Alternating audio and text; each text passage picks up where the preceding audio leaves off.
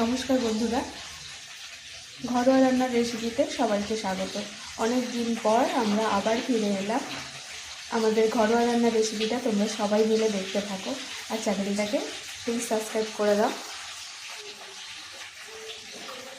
কালকে রাতে মাছের ঝোলে কিছু মাছ বেঁচে গেছিলো, তাই সেই মাছগুলো ফেলে দেবো ভেবেছিলাম, কিন্তু মামুনি বলল যে নতুন কোনো রেসিপি এটা দিয়ে করা যায় কি না, তাই নতুন করে সেই রেসিপি শুরু করছি। এগুলোকে আমরা জল দিয়ে ধুয়ে নিলাম।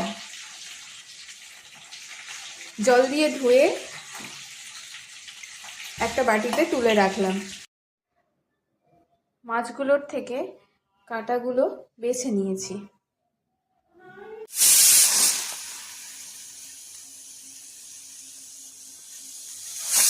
সেদ্ধ করে রাখা আলুগুলো আমরা